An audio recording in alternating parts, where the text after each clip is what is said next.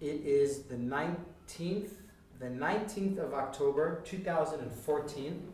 We're on our 4th interview with David Macarov at his house in Nayot.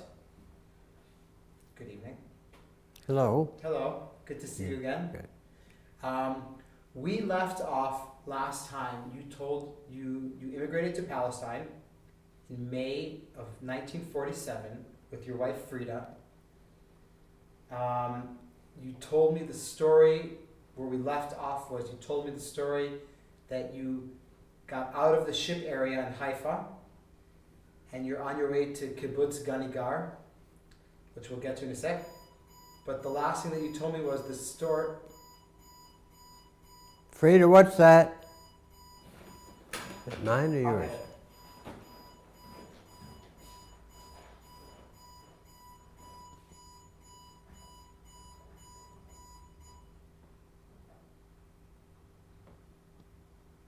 I hope it's off. What was it? Phone? Alarm. Alarm? Our alarm isn't on. No, like an alarm clock. Oh. Okay. So the last thing That's to remind Frida to go hear the Lecture? Van Leek lecture. Yeah. Okay, so. So basically where we are now is you told me the story about the Israeli, the Sabra, who wouldn't take a tip from you. That's right. And basically, what we do now is you're on your way to Kibbutz Ganigar. Tell me what's going on. Ganigar. Yeah. Ganigar. Yeah. Okay. When we got to Ganigar on the truck that they sent for us, I found that I had my first real problem with Hebrew. As we walked up the long path to the kibbutz itself, someone in the courtyard on the right-hand side shouted, "Macarov." I swung around and looked. Nobody was paying any attention to me. As we walked on the left side, somebody screamed, "Macarov." Looked around. Again, there was nobody. When it happened the third time, I thought maybe they haze new people coming into the kibbutz like they do in fraternities. It wasn't until I learned some Hebrew that I found that something had happened in the courtyard, and people were shouting to each other, "Macarov, Macarov, what happened? What happened?" That was my first experience of being deaf in a speaking atmosphere. Did you know any Hebrew at the time or just little words? Oh, just a few words. I didn't even know Macarov. Why Kibbutz Ganigar? Why a kibbutz? Because Plugat Aliyah, of which I was a member, found that as a place to train members for our own kibbutz, which we hope to establish. And it was not terribly ideological. And we came from general Zionists, which were hardly ideological at all, and so that seemed a good choice for us. But when you mean that you guys didn't have any ideology, what does that mean?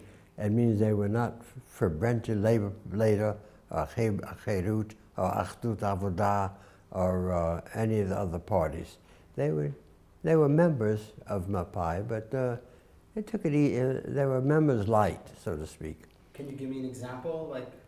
Well, they never pressed us to join a movement. They never spoke ideology or politics. We were just workers in the field, workers for them, and they appreciated the fact that we were there. But that's why we chose them, because they were that kind of a place. So you get to Kibbutz Ganigar. And we go up the path, and I had the experience. They assigned us to a tent halfway up the hill to the Balfour Forest. And the tent was a conical tent with a tent pole in the middle, single cot on each side of the, and that was all. No packing room, no storage room, no hanging room. Just 2 beds and we realized that we were now really pioneers when we lived to live that way. And what do you feel at that moment? I feel that I was doing what I had said. I was fulfilling my obligation and my ideal of joining a society which is in contrast to the degradation I saw in India and the corruption that I saw in the States. that this was a different kind of. I might jump ahead for just a minute and tell you, in the whole Aliyah Bet escapade, the whole adventure of Aliyah Bet, from the beginning to the end, not one person has ever been accused of corruption or making anything himself. It was that kind of an up, and that's the sort of thing that attracted me. And there was a lot of money passing hands. Oh yeah, I handled a lot of money. And how much money did you handle, do you think? oh, I have no idea. Hundreds of thousands of dollars? Oh yes, yes. Easily. I wrote the check that bought the Exodus, although I don't remember what the amount was on the check. I didn't sign the check, it was, of course. What did you do with the check? You handed it, you passed it on? I passed it on to my boss, and he handed it out. So you're saying that in the whole period of Aliyah Bet, all the money, the bribing, the laundering, that it was Nobody has ever been accused of any kind of corruption in that operation, which is remarkable. Very, very remarkable. So you're basically, when you get to Israel, your days of Aliyah Bet are over. But Aliyah Bet is still happening. Oh, sure, Aliyah Bet is still happening. We heard about it on the radio, of course. And then we found that we were not getting anywhere in the kibbutz in terms of. Wait, we're going to get to that. Yeah. I want to open up the kibbutz. Yeah. You get to the kibbutz, you're in a tent, probably a dirt floor. And what? The floor. Yeah. Dirt. No, actually, It was a cement floor? Tile floor, yeah. Tile floor. Two cots on each side. Yeah, And a pole in the middle. yeah. Before this, you lived in the Upper West Side. Yes. How do you do that? You have to believe, and I was a true believer. I still am. But the tent operation, the tent was only the beginning. When I was assigned to work, which I'll come to later, I found that 26 years old is too old to be a chalutz. You have to be 18 or 19. I couldn't do the physical work that they needed to do, so they assigned me to other kinds of jobs. So I'll get to that when you're ready. Absolutely. So you get to the kibbutz, you get into your cot. And we had not even been married 6 months yet. So I went down to the Maskarut, the secretariat, and I asked them whether there was any chance of our getting a double bed or double cot. And they said they would see about having one made for me. But what I didn't know was that we became the talk of the kibbutz. Sex-starved Americans couldn't sleep together, couldn't sleep apart, had to sleep together all night. Nobody had. Everybody had single beds there. And people laughed at us. We know what they're laughing at sometimes, but we later found that out. So it was uncommon for couples to sleep in the same bed in the kibbutz. It was uncommon, yes. It was uncommon. Well, judging by my experience, it was. I don't know, in rooms it might have been different. Were there a lot of culture shocks for you when you got to the kibbutz? Yeah, much of it came from not knowing Hebrew. But in the shower room once, I had brought with me a bar of Palmolive soap. And one of the old kibbutznikim saw me with this unfamiliar soap, and he yelled at me, "Why don't you buy this soap from, I forgot the name of the company, the Histadrut company." And I didn't know enough Hebrew to tell him, but I brought it with me. So I'm not going to throw it away. So I just accepted what he said. There's culture shock in other ways too. The eating pattern was that when you woke up in the morning early to go to work, you had tea and toast. When I was in India, this was called chota hazri, little early breakfast. Then we worked for a couple of hours, we came back, and we had breakfast. We then had lunch in the middle of the day, but it wasn't called lunch, it was called dinner. And again, the evening meal, which was called supper, was a light meal. So the heavy meal was the middle of the day, and the light meal was early and late. And when I say light meal, I mean lebanon and tahina and hummus and nothing you could really sink your teeth into. Now tell me, you immigrate to Israel in May of 1947. Yeah, You go to Kibbutz Ginigar. yeah. Where is it located geographically? It's in the Jezreel Valley, not far from the town of Afula. What's the situation there when you move there, politically and security-wise? Well, I'll give you an example. One day while we were in the kibbutz, a group of Palmach people went into the Balfa forest, which was above the kibbutz in the woods, and they were doing training there. And a British soldier hunting for small game with his rifle ran across the group of Palmach members. And there was a Mexican standoff. They couldn't shoot him, and he couldn't shoot all of them. And nobody knew quite what to do. So they took the bolt out of his gun and they put it on a tree trunk. They told him, if you come back in half an hour, you'll find your bolt here. And that half an hour, they all ran down to the kibbutz, told them what had happened. And we knew, of course, that he was going to report to the British. They were fighting men in the forest. So all the Palmach jumped on a truck and were driven away. And then we were prepared for the British invasion. Again, I want to jump ahead, fast forward for just one moment. 30 years later in the Far East, I met a man who said he had been in Kibbutz Ginigard. And I said, so was I. He said, I wasn't there long. I had to jump on the truck and get out before the British came. And I realized that my memory was not wrong. That was exactly what happened. So anyway. He was one of those guys. He was one of those guys? Yeah, yeah. In the Far East you met him? Yeah, on a trip to the Far East. We knew the British were going to come, so they divided us up into groups. We were all supposed to continue doing whatever we had been doing, would be doing in the kibbutz, working in the laundry, working in the fields, and so on. But at the same time, we had to be on guard against the British taking any really negative action against any of us. And the members of our group, all the men had been in the American Army, and some had combat duty. Like yourself? Like myself. We were assigned to wash the women's shower room. And we were told to keep washing it until the British left. We washed the floors, the walls, the ceiling, the windows. We washed the floors, the walls, the ceiling, the windows. We washed that place over about 5 times till the British left. And then, as a body, we all marched down to the Secretariat, and we told them we were combat veterans, and we certainly could have been used in a better condition than this washing the women. He said, come with me. He led us back to the women's shower room. He pulled up some towels from the floor, and there were all the arms of the kibbutz packed under the floor. So we felt a little better about our job there.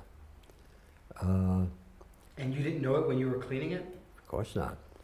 So that's what you call a slick. Yeah, slick, yes. That was the kibbutz's slick under the women's showers. About 40 years later, we happened to be in Ginigar on a visit, and I wanted to show Frida the slick. And I said to somebody, can I see the slick? What slick? Where you keep the weapons? What weapons?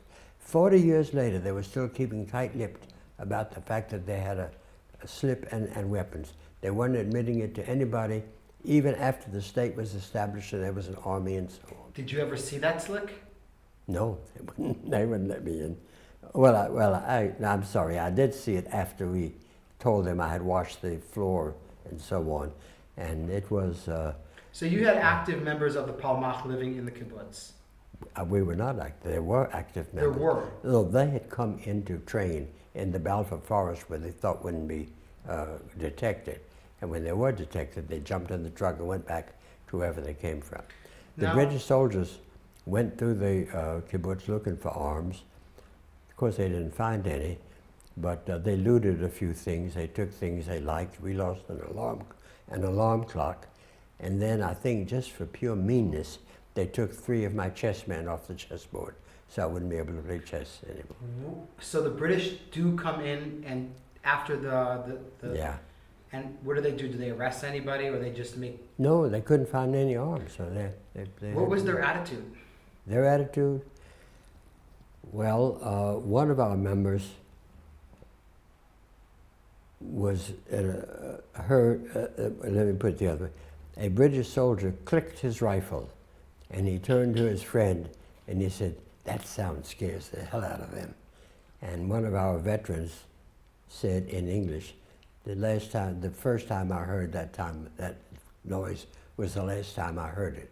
He swung around to see who was speaking English, and my friend was smart enough to act like he didn't know what was going on. But it had become a routine that you guard against the British, and the British try to attract you. Did you have any problems that you can remember on Kibbutz Gidigar with your Arab neighbors? We didn't have any Arab neighbors. The closest Arab town was Nazareth, and we never even went to Nazareth. There were no. We were in the Amic, which is completely Jewish kibbutzim all around. And Harod and you know. Yeah, Ein Harod and all the others. So, tell me about your first months in the kibbutz. Well, they gave us a few days to get oriented a bit, and then they assigned us tasks. Frida will tell you about her task. I was assigned to what's called falcha, which is field crops, which is hay and straw and alfalfa and things like that. We went out to the fields across from the kibbutz, and the first thing I saw was a whole line of men carrying a rubber water pipe, all of them holding it, big pipe, moving it to a new location. And I said to the Israeli who was with us, excuse me, you know, one small tractor would do the work of all those men. He said, I know. We don't have a tractor, we have men. And that was a bit of a learning experience for me to keep my mouth shut. This is not America. No. So I went to the hayfield, this field, straw it was now. There were bales of straw lying in a line on the field, and a truck, flatbed truck, went slowly down the line, and the people, the person at each bale would stick the pitchfork into the bale, lift it up, and flip it onto the truck, and this guy would put it in order on the truck. And then the guy would run around to about the third other bale, because there would be two men standing next to the previous ones. And when my turn came, the truck came by, I stuck my pitchfork in it. I couldn't get the damn thing up. I certainly couldn't flip it up. I grabbed it by the string, and I ran to the truck, and the kind kibbutznik on the truck leaned down and picked it up for me. And that's the way I loaded. I want to tell you, the first bale really doesn't weigh very much. The 50th bale weighs a lot. Sorry, yeah. Yeah. The 100th bale is like Stone Mountain. So I couldn't get those bales up there. So they decided to assign me to easier task. So the falcha is not for you. Well, and that night when I got, one of the problems of working in the hay like that is hay gets all over you. It gets in your ears, it gets in your eyelashes, it gets in your pants, it gets in your shoes. You feel hay all over. When I got back from the hayfield, I showered 3 times to get over that feeling and the smell. And that night when Frida and I went to bed, I felt I was still in the haystack. I smelt straw, I felt straw. We had mattresses stuffed with straw, and it felt to me the same as though I'd been working in the field. That was part of my initiation into the kibbutz. There are other Americans with you in the kibbutz? Yes, members of our group. So you knew these people already? Yeah, we had come, we had all trained, we had all met together and decided on a group and decided to be a kibbutz and to come for training. Not the whole group. There were about 30 in our group. Only about 10 were in the kibbutz at that time. They came in drips and drabs. Were you guys tight? Were you guys close? Oh yeah, you had to be. You had to depend on each other. By the way, when the training at Ginninggar was over, they did establish a new kibbutz called Hasolalim near Nazareth. And this was one of the first American kibbutzim. Well, but to get back to the kibbutz, we were there, and a number of things happened. For example, a group of junior Hadassah girls who were in Israel on a year's course were supposed to come to the kibbutz to work a while to learn what a kibbutz was. Where are these girls from? All over the United States. And when you mean Hadassah girls, like they're trained to be nurses? They were members of junior Hadassah who Okay. had come for a one-year tour, learn Hebrew, learn language, become Zionists. And they came to the kibbutz, and after they were oriented a while, there were a group of 5 of them were assigned to picking apples with the kibbutz member, the older kibbutz member. After a couple of hours, he came back to the labor manager and he said, one girl said she felt her period coming on, she had to go to the nurse. And another girl said she'd go with her. A third girl said she couldn't reach high enough for those apples. A fourth girl said she was tired, she couldn't pick anymore. The fifth girl says, well, they're not going to work, I'm going to work. He said, no apples got picked today.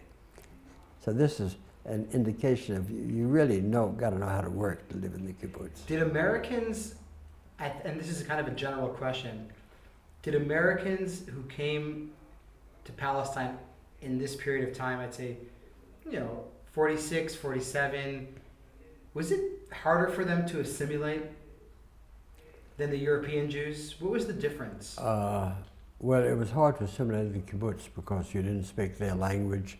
You didn't know that much Hebrew. But the Hungarians didn't speak Hebrew either, and all Well, the people that are coming back out of Europe don't really speak. Like all over the world, some people adjusted very easily and some did not adjust.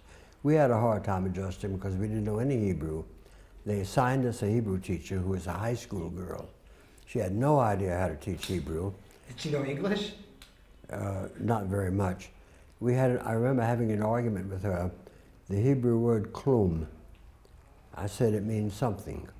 She said, no, it means nothing. Now people mean for nothing, when they mean nothing, they say lo klum, nothing there. And I insisted that klum meant something and lo meant nothing. And she said, no, they abbreviated. So she would just say klum instead of lo klum and mean nothing. And so I took out my Hebrew American dictionary, and I showed her that the word klum meant something and lo klum meant nothing. She said, it's an American dictionary, what do they know? And so we learned no Hebrew. Was there any, I've interviewed a lot of people in this project that came after the war from Europe, and came to kibbutzes and were discriminated. They were discriminated. If they were Hungarian, they were laughed at because they were Hungarian. That there was some sort of elitism, as you say, or some sort of like. If there was in our kibbutz, I didn't feel it.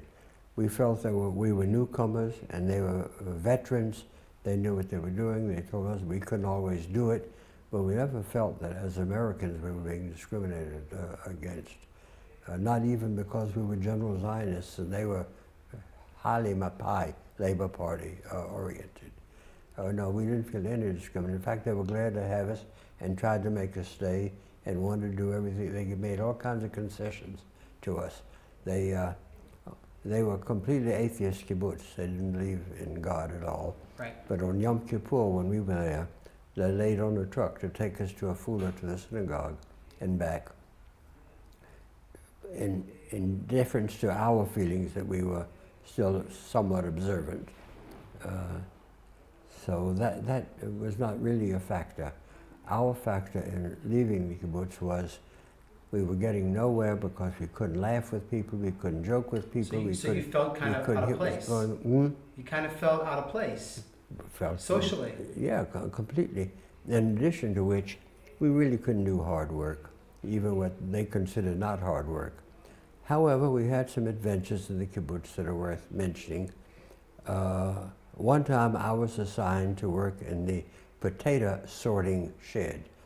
Potatoes come down the line and you have to distinguish those with eyes that you can plant again and those without eyes that just go on to be eaten. So as they came down the line, you had to look at each one and see if they had an eye on it. It looked terribly, terribly boring work to do that all day long. In fact, there's an old joke, if I can tell you a joke, about the man from the kibbutz who came to the doctor and said that he was tired of living where he couldn't make any choice. The doctor said, you can make choices all over life. What kind of choices do you want to make? You don't understand.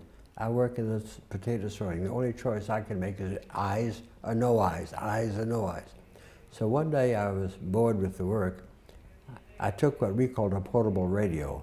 It was bigger than a car battery and heavy. And I took it down to the potato shed with me. And it was just myself and one of the old veteran working there. And I turned on the radio and he looked startled. And fortunately, I turned it on to the news program.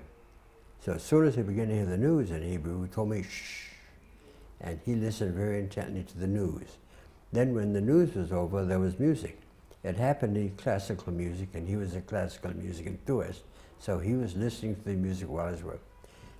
At lunchtime, a group of other workers passed by on their way to the dining room, and they heard the music, and they looked in, and he said, just news, we listen only to the news, we're only listening to the news. It was Shamta Nacharba, it was a disgrace to be listening to music while you're supposed to be working. And that was part of the ethos of the work ethos of the kibbutz. Did you agree with that ethos? Huh? Did you agree with that? I've never agreed over it in my life. I do as little work as possible. No, I didn't think that. I think work is highly overrated. This whole time that you're on kibbutz Genigar, from May 1947, you're there for half a year. Isn't that correct? Yeah. What's going on in Palestine? What kind of news are you guys getting? What's happening? I mean, it's before in Palestine or it's in Europe? It's before the Kaftet b'November. It's before this. Before, yes. So what's happening? I mean, do you what's the mood? What's happening? What's going on? Look, we were students at the Hebrew University. Excuse me? We were students at the Hebrew University. When But Frida you're and at kibbutz Gani when Gavra Frida now. left the kibbutz, Okay, wait. But while you're still at the kibbutz, I told you, but we didn't know the language. We couldn't do the I work. understand. But do you know about what's going on in the country while you're at the kibbutz? Of course we knew. Like there's terrorist attacks. There's the King David, not the King David. No, but like No such things as terrorists in those days. There were infiltrators sometimes, but the attacks on Jewish villages had happened in '29 and so on. At this point, there was no real fighting between the Jews and the Arabs, and we lived in Jerusalem. I'll get back to it in a minute. But on Kaftet November, 29th of November, 1947, we decided to visit the members of our group who were still in the kibbutz. We went back to Genigar. We'll get to that in a sec. I want to go chronologically. We're going to wrap up the kibbutz right now in a second, and we're going to go to Jerusalem, of course. So basically what you're telling me is that at some point Frida and you decide to leave the kibbutz because there's really no room for you socially there. Because not only that, we didn't know Hebrew. That was a major thing. We were deaf, living in a hearing world. People were talking and laughing about things, swapping gossip, making fun of somebody. We had no idea what was going on. Even when the guy complained that I was using foreign soap, I couldn't explain to him that it was soap I had with me. I didn't want to throw it away. So whose idea is it to leave? Oh, I think we both agreed on it. It reached the point where we really didn't know what. And a couple we knew from Harrisburg, Pennsylvania, had come to Jerusalem, and they were looking for a house. I'd been in touch with him throughout my Masada days in the army and so on. And when we decided to leave, we asked them to look for a place for us. And they wrote us that they had found an apartment with 2 bedrooms and a dining room, kitchen, and they would take 1 bedroom, we could take the other if we wanted to come to Jerusalem. So that made it possible to leave. And mostly the frustration of not knowing Hebrew and being laughed at as sometimes for funny things. And we were not getting anywhere in our life. Our group was also disintegrating. I mean, people were leaving the group for various reasons. We're leaving the country or leaving the kibbutz? Leaving the kibbutz. Leaving the kibbutz. So we decided to come to Jerusalem. Okay, so basically what you're saying to me is both you and Frida decide together that kibbutz, yeah, not for us. But Israel, Palestine, yes. Yeah, of course. I'm just talking about the kibbutz. Yeah. So, what month in 1947 do you arrive in Jerusalem? Do you remember? It's probably November. No, it was before November because we came back to visit. Okay, so maybe we're like the Chagim or something. Maybe 4 months. Okay. So yeah. And what's the plan in Jerusalem? You guys leave the kibbutz. I told you I was only allowed to get in Jerusalem as a GI student at Hebrew University. And Frida was allowed because she was my wife. So we began studying at Hebrew University. We lived in the apartment that I mentioned. Where was that apartment?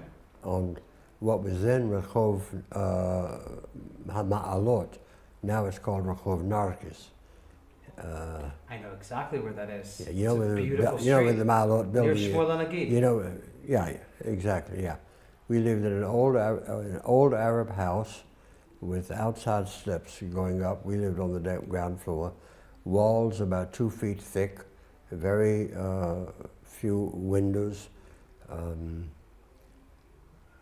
don't think the only heating arrangement was a kerosene stove.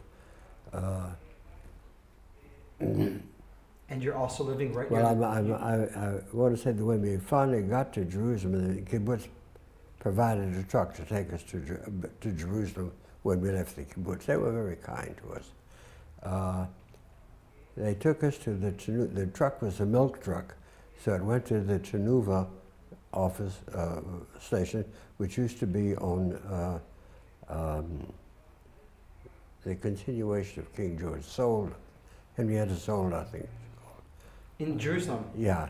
I don't remember the name of the street now. The Sold Clinic was on that street.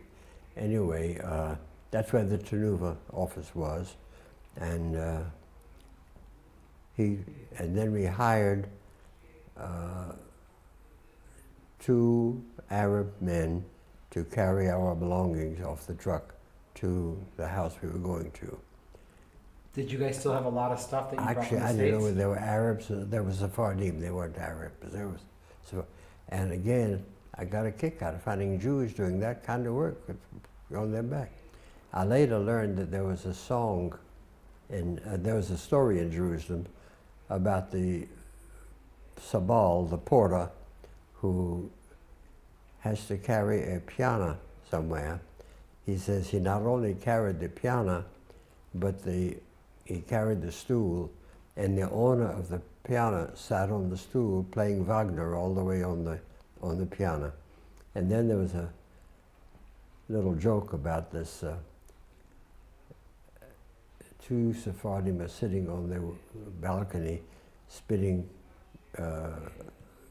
garin seeds down below. And the story goes, one says to the other, "Come, my love, and sit with me. Sit with me in my balcony, and we'll spit garinim on the Ashkenazim down below." So there was an Ashkenazi Sephardi thing, which was not in the kibbutz. There were no Sephardim in the kibbutz. How was that? No, that's not true. That's not true. There were some, yeah. So we were taken to the apartment, and there we moved in Rehov Ma'alot. Do you remember which number? It was in the middle of the block. I don't think it even had a number. Okay. And so you and Frida moved to Rehova Ma'alot in Jerusalem. Yeah, You're sharing the apartment with your friend yeah. and his wife, correct? Of course. Right, you're Yeah. two couples. Yeah, Yeah. And you're going to start studying at Hebrew University. yeah. What are you going to study at Hebrew University? Harat Sofim, that's What are you going to study? Hebrew. Hebrew. Just Hebrew. Just Hebrew, yeah. So you're going to Ulpan.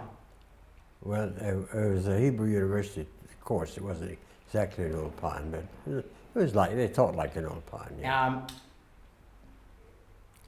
That time in Jerusalem, things are quite tense. They were tense for a very long time. Tell me about it. Well, the tension was not when we first got there. This was still early in '47, and there had been riots in Hebron and other places, but Jerusalem was pretty much divided, Arab Jewish sections, and I wasn't getting enough money from the GI Bill to live like I wanted to live, so I decided I would go to work. I went to the office at the Hebrew University, which found jobs for students, and I was told that I could work for Dr. Doljansky, a research scientist in the Goldsmith building. And I was told to be there at 9 o'clock on a certain day. I wanted to give myself time, so I got to the building at 8 o'clock. There was no list of tenants in the building, no bulletin board, no information office. I had to walk back and forth through the building looking for Dr. Doljansky's office. What was his name? Dr. Doljansky. Doljansky. Yeah. And as I looked for the room, I came across a laboratory where someone was working on something. I saw a big, broad, white-clad back. And in my halting Hebrew, I said, Eifo nimtza Dr. Doljansky. And he turned around with a smile. He was the son of this so-called aunt who lived in Herzliya, the wife of the first mayor of Herzliya. I mentioned her. The way I got to Israel was through her letter to the British saying they'd be responsible for me. So he took me to Doljansky's office, and I knocked on the door exactly at 9 o'clock. And there was laughter inside the room. And I came in, I found Dr. Doljansky and 3 of his assistants laughing at me. And I didn't know what to think. He was a very kind man. He realized what would happen. He said, let me explain. We couldn't make out from your name where you were from. So we made a bet. If you came 15 minutes early, you would be a Russian Jew. If you came 15 minutes late, you would be if you came 15 minutes early, you'd be a German Jew, wanting to be on time, Yeka. If you came 15 minutes late, you'd be a Russian to whom time didn't mean very much. If you came exactly on time, you would be an American with efficiency. And you came exactly on time, so I win the bet. Yeah, so that was my introduction to Dr. Doljansky, and I worked with him in his office on Harat Sofim, Mount Scopus. He was trying to find a cure for cancer, and all kinds of experiments. He was using eggs and injecting them with things and so on. And of course, he was writing scientific papers. When he first interviewed me, he said he would need me to type letters for him. But I was a very fast typist, a very good fast typist, yeah. So it wasn't this way. If you turn you had to click to the next page. Ding! Yeah.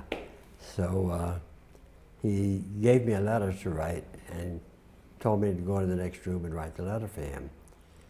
And I took a very long time. He couldn't understand it. I wrote his letter, and he ended the letter, yours truly, And I looked at yours truly, it was Avigondre something. I couldn't figure it out. We didn't have any typex in those days. There's no way to correct an error. I wrote the letter over again, and again, when I got to yours truly, I got that strange phrase.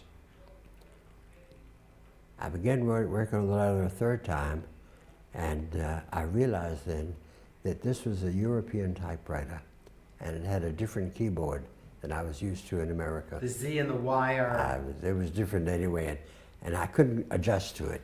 So Dr. Dolzhansky looked over my shoulder, looked a little puzzled and a little concerned that I couldn't even type a letter for him.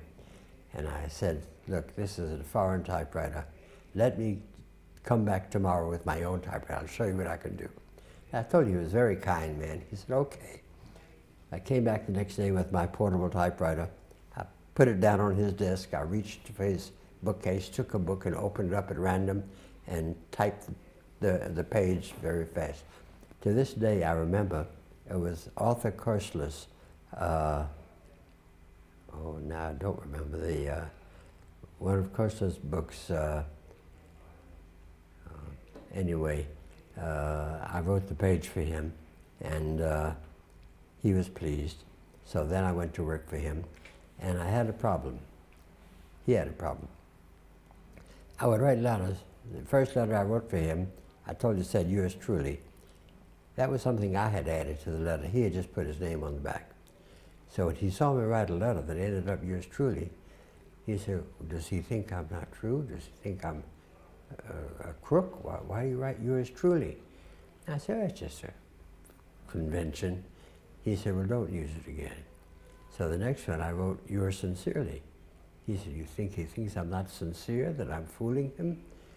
I couldn't convince him that these were conventions. It's yours truly, yours sincerely, yours in good faith, anything of that sort. I finally convinced him I was able to write the letters like I wanted to. He, when the siege of Jerusalem began, the road to Mount Scopus became very dangerous. So many people moved out and did their work at home or in other places. Even the students were scattered all around in monasteries and convents and other places. And so I continued trying to work for Dr. Dolzhansky, and I went into his house once. I found him playing a baby grand piano. He was a very cultured, very lovely man. I'm mentioning all this and how good he was because he was killed in the Hadassah convoy going up to Mount, which I'll get to later. In Sheikh Jarrah. Yeah. He was in that convoy. Yeah. Can you please pronounce his name again for me, please? Dr. Dolzhansky, D-O-L-J-A-N-S-K-I, obviously Polish. Polish Jew. Yeah. And he did a lot of cancer research at the University at Haratzafim. Yeah. We'll get to that massacre, of course. Yeah. So you're studying. I'm studying. You got a job. Yeah. You got a home. Yeah. And all at once, there comes an announcement at Hebrew University, not written, by word of mouth, that the Haganah is having a meeting in the Histadrut Hall that night at 6 o'clock, and all the students who are interested are invited to come. Where is the Histadrut Hall? It's not on Strauss Street. Strauss was the name of the street I was thinking of before, where the Tenufa was. It's on Strauss Street for a long time, but at this time it was on a place, I don't remember the name of the street, it's off of Ben Yehuda, it's off of King George, between Jaffa Road and Hillel. I don't remember, I could find the building, but I don't remember how to describe it. So we all gathered there. Who's we? The people in your class? All those who were volunteering for the Haganah. And we were addressed by a man who was later tragically killed, Danny Mas. And Danny? Mas, M-A-S. Now, wait a minute. When you're in Haratzafim and you hear from ear to mouth, that there's a Haganah meeting. That's right. And is this like something that you immediately you're saying to yourself, I'm going there? Or is this like, I need to talk to my wife? We went to the meeting. Daniel spoke to us. He said, we need you to help us out. We can't make you. If you don't want to, we'll protect you. But we need those who can fight to join the Haganah. And almost all of the ex-veterans who were Plugat Aliyah mostly, among others, immediately decided to sign up. A few people said they were going back to the States.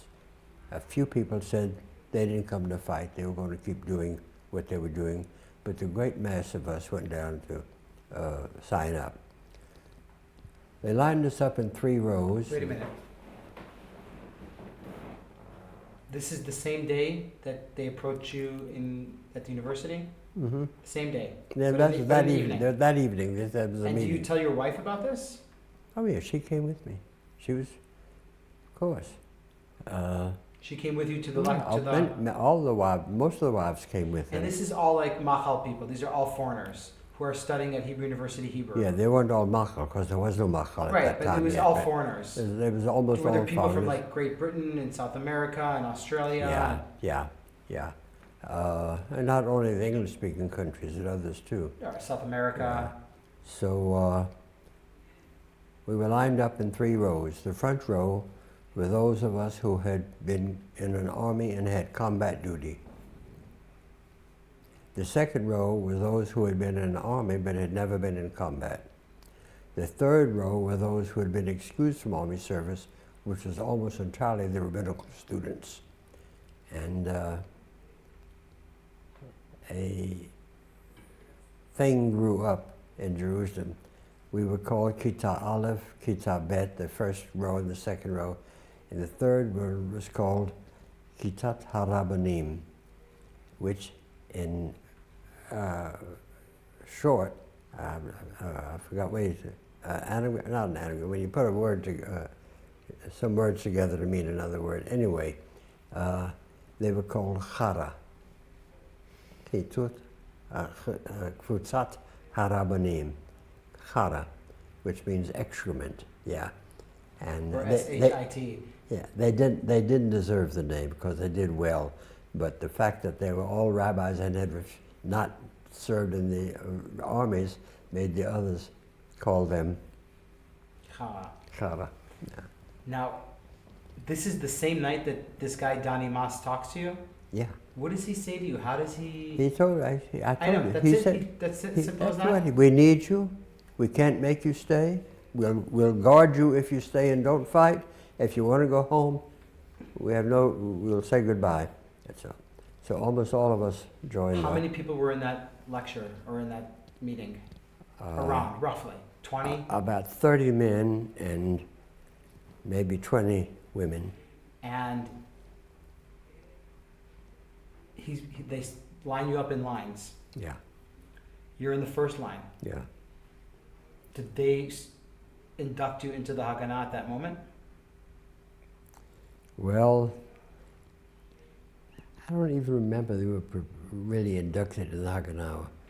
As soon as we were all there and lined up, a man took charge of us.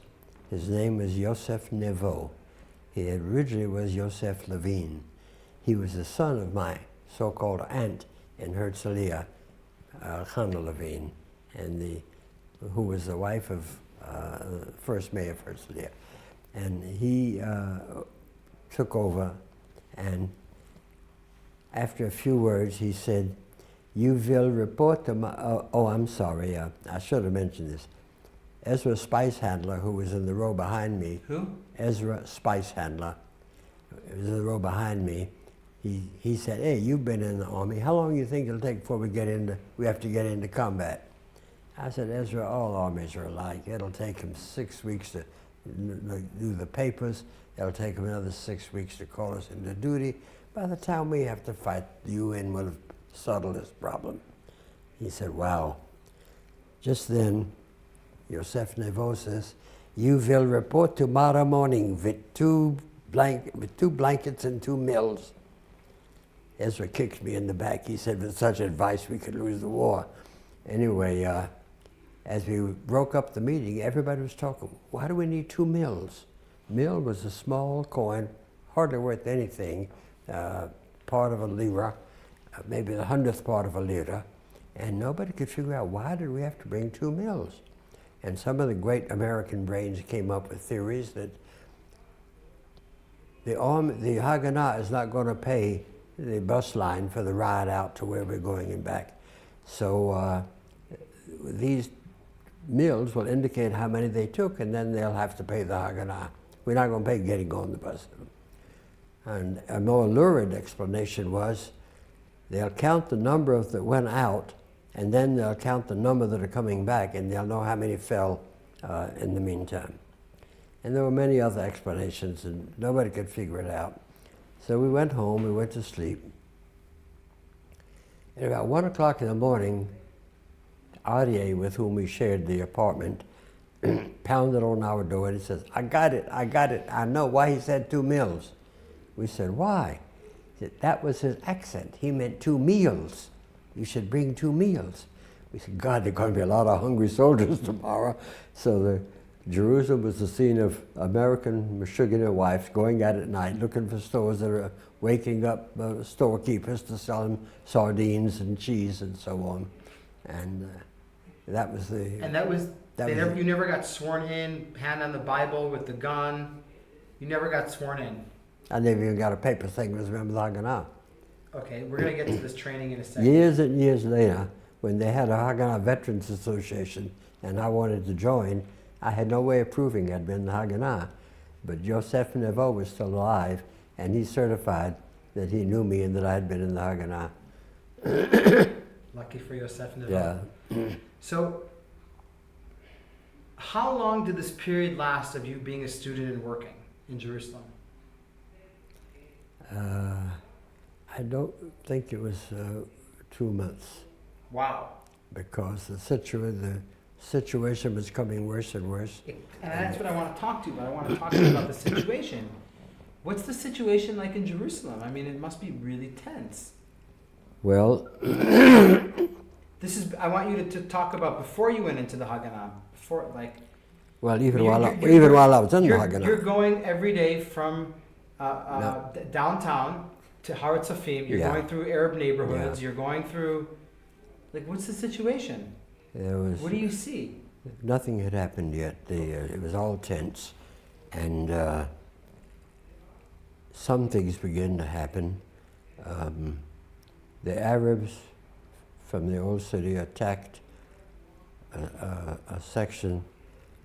It's not Musarara. Today it's the hotel. It's a new hotel. I've forgotten it. Anyway, they attacked a certain area, and the Haganah rushed down, and the British. The problem was, you see, the British had declared that any Jew carrying a weapon would be convicted and executed. And executed, yeah. So when the Arabs attacked the area of Jerusalem, the Haganah could only go in with hidden arms, which is not so easy. And I had a friend who was there at that time. Anyway, the trip to Mount Scopus became more and more dangerous, as I mentioned. Rocks were thrown, shots were fired, and we began to visit our professors, our workers, at their homes. I visited Dr. Dolzhansky at his home, where he dictated letters to me, and so on. The students met in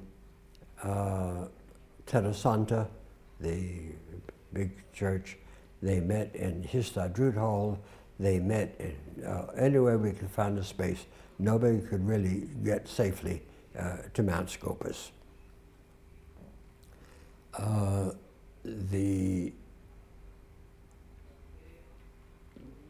old Mount Scopus, there was a guard unit there, and in case the Arabs tried to take the city. And we knew some people who were in the guard unit at Mount Scopus, and this is very incidental, but one of the girls in that guard unit was under such tension that her reaction to tension was euphoria. She laughed at everything that happened. There's the way she got rid of her tension. She came down from the roof one day and said, a sniper killed another guard on the roof. And a friend of ours made a memorable statement. He said, if being euphoric makes her happy, leave her alone. Think about that statement. If being euphoric makes her happy, leave her alone. So it got more and more, as I say, we couldn't go to Mount Scopus anymore. Now, another question that I want to ask you about Jerusalem, because Jerusalem is a very interesting topic for me in this period of time. Is there a nightlife? Is there a nightlife in Jerusalem for you guys? No. If you took a chance, well, Frida and I went out one night. We were on Rombom Street. And Frida, it was nighttime, and Frida said, I didn't know bees flew at night. And I said, why? She said, one just flew by my ear. I'm surprised. I said, my God, I threw her down, and I got on top of her. There was a sniper on the wall of the old city sniping down the street. So we crawled around the corner behind a wall. So you didn't go out much, and you didn't go out during the day very much, because when the British realized what was going on, they established bases all over Jerusalem, all over the country. They took over houses for their command posts and for their living quarters. They surrounded these houses with barbed wire and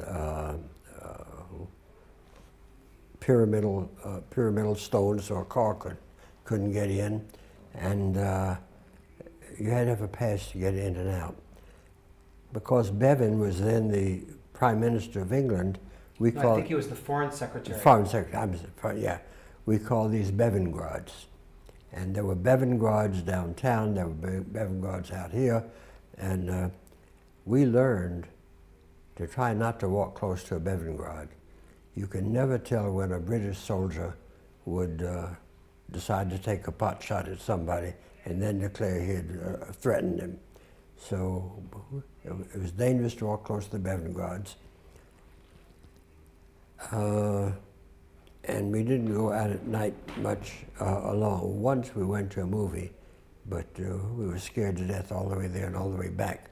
We were more afraid of the British than we were the Arabs. Can you explain? I don't understand how that's possible. Yeah, it was a difficult time to live. And then were the British really that cruel? Oh, they were bastards. They were two-faced bastards. They kidnapped a 12-year-old boy, and near the gymnasia. Yeah, nobody ever found out what happened. Till today. No, nobody knows. They know the name of the man that captured him, and he's written a book, but he doesn't mention that in his book. Anyway,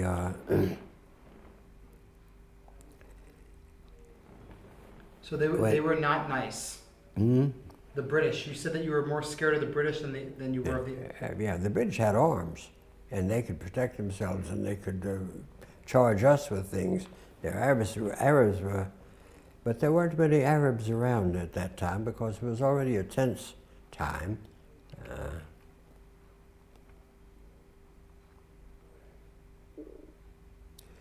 If I may jump far ahead for just a moment. Yes. When I was looking for a house in Jerusalem in 1958, when we came back from the state again, we found a house on David Marcus Street, which is a very prestigious area of Jerusalem at that time. The house was owned by an older Arab man who lived in the house himself. And I spoke to him one day. Oh, he named the house Bet Elias because his name was Bet Shmuel. His name was Shmuel Elias, and he wanted the house named after Shmuel, the prophet. And I spoke to him one day, and he said, look, I asked him why he was still around. It was all Jewish at that time. He said, look, I built this house with my own hands. I carried every stone, I mixed the cement. I built this house with my own hands. When the fear of war started, The other Arabs came to me and said, look, let us leave, because when the Arab Legion takes over the city, then we'll have it, the whole city without any danger. This is an Arab guy that you're speaking to. Yeah. He said, this house was my baby.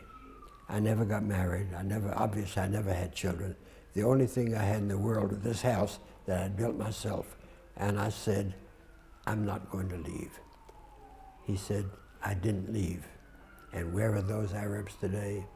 They're in concentration camps all over. Refugee camps. Refugee camps all over the country. He said, I'm glad I stayed. So that was just an incidental story, but what more can I tell you? Okay, so I'll guide you from here. So basically, do you remember what month it is when you joined the Haganah? I don't remember. It was still the rainy season. Must have been winter of. So let's go back for a second to Kaftet ben November. Did you join the Haganah after or before? Let me tell you about Kaftet ben November. You are going to tell me about Kaftet ben November, right but I'm now. asking you, did you join the Haganah before Kaftet ben November or after? After. Okay, so please tell me about Kaftet ben November. Frida and I had gone to Jerusalem. Some of our friends were still in Guinea, and one day we decided to go to Guinea to visit our friends. We went to Guinea and we found some excitement in the kibbutz. It was Kaftet of November. The United Nations was voting whether to divide the country into Arab and Jewish states, and everybody was excited. Because of the time difference in New York and here, the voting here took place at night. They had a clubhouse for the members. Everybody in the kibbutz gathered in the clubhouse, including us, and we heard the vote of the UN. Bolivia, yes. Brazil, yes. Belgium. And those who knew English well were next to the radio, and they would repeat it in Hebrew to those that didn't know very well, and they would repeat it to those who were outside listening through the windows who couldn't hear what was going on. It was like a three-part song. While one group was moving the message down, another group was already starting the message. So we were there until the vote was announced. We couldn't believe, and nobody could believe, that the United Nations had voted to establish a Jewish state. The acceleration that happened in that kibbutz is hard to describe. The wine came out of all the stores and all this everywhere. Bonfires were all over the kibbutz. People were dancing. Now, we learned to dance the hora in the States, and we used to try to dance as fast as we could. These were old kibbutzniks that had been here for years. They had their arms on each other, and slowly,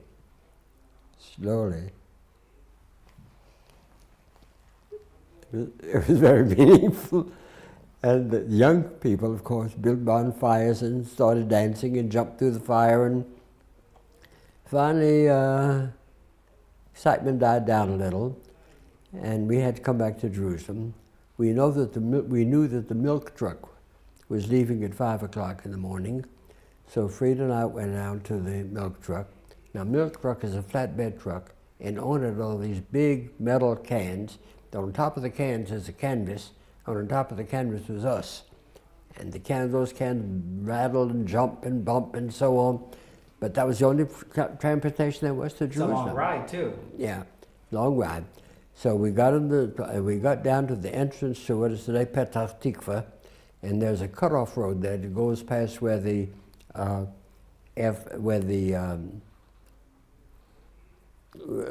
goes past the entrance to the airport to Ben Gurion.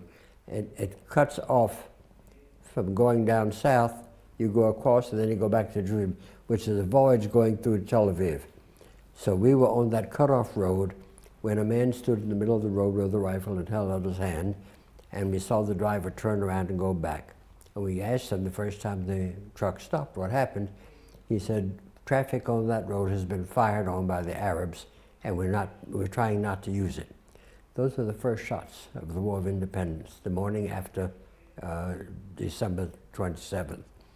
And so we rode the rest of Jerusalem to, rest of the night, the trip to Jerusalem on the back of that truck through Tel Aviv at this time. What was going on through your mind on Kaftet b'November? What was going on in your mind in Kaftet b'November? We were all exhilarated. Look, the top legal judicial body of the world, of all the nations of the world, made a decision. Who could stand against that decision? There's no appeal. There's no change. We didn't believe that it wouldn't be accepted. And incidentally, we've been fighting now for 67 years to enforce the UN's decision, which they never enforced. Anyway, we took the truck to Jerusalem, and we came home, and we found that the siege of Jerusalem started. So you actually got to Jerusalem right before the siege kind of started, in its infancy. The first thing the Arabs did during the siege was to cut the water line from Ras Al Ain, where there were springs, to Jerusalem. So there would be no water in Jerusalem during the siege. So you're living in Jerusalem during the siege? Yeah. This is the beginning of the siege. Beginning? Yeah. And Barney Joseph from Canada, who was the governor of Jerusalem for the Jewish authorities those days, he was called Barney Joseph, he was Dov Yosef. And Dov Yosef knew that the water supply would be essential in Jerusalem. And the pipeline was being cut. All the old houses in Jerusalem were built so that the rain would fall on the roof in the rainy season and go down to a cistern under the house to use during the summertime. So almost all of the old houses had a cistern, but the new houses didn't. They were built much later, the 30s, 40s. They didn't have cisterns under them. Barney Joseph decided that it would not be fair to let some people have water because they had cisterns and another to starve for water because they didn't have. So he's had all the cisterns sealed, and it all became the property of the governor of the and this civil is Dov authority. Yosef? Dov Yosef from Canada, yeah. And he's the mayor of Jerusalem, or what is he? He was the army governor, so to The speak. army governor. I don't know exactly Okay. what the title. Moshe yeah, yeah. Yeah? And he sealed all the cisterns, and then they would take out water every day and distribute it to the people. We had water ration coupons where we could get the water. You got one jerry can of water for each person in the family every third day. And the way the water was carried, since there was no indoor plumbing, it was connected to the pipeline, and the water wasn't going through the pipeline, it was carried on what had been kerosene carts pulled by donkeys. They cleaned out the carts, they filled them with water, and the donkeys went out and distributed the water to the people. We knew what time the donkey was scheduled to come to our house in Rehov Marcus. And like everybody else, we went out with our... Rehov Marcus, or you're living on Rehov Ma'alot? I mean Rehov Ma'alot, I'm sorry. Wait a second, I'm going to ask you if you can just turn it down a little, okay? Hold on.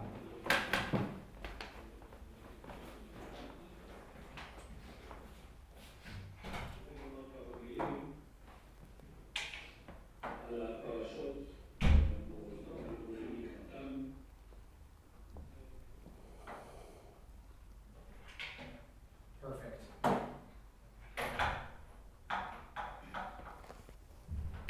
Okay. So you knew what time the donkeys came every third day to distribute water, and not only water, but also food. What? No, they weren't distributing. But that was later on in the siege. There were rations, coupons for food, but they were meaningless. You would read in the newspaper that the meat ration had been increased by 15 grams. You hadn't had meat in weeks. It didn't matter what the official said.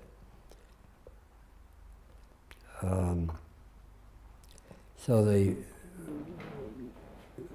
drivers would drive their donkeys with the water tanks behind them, and people would come out and give them the coupon and get the water.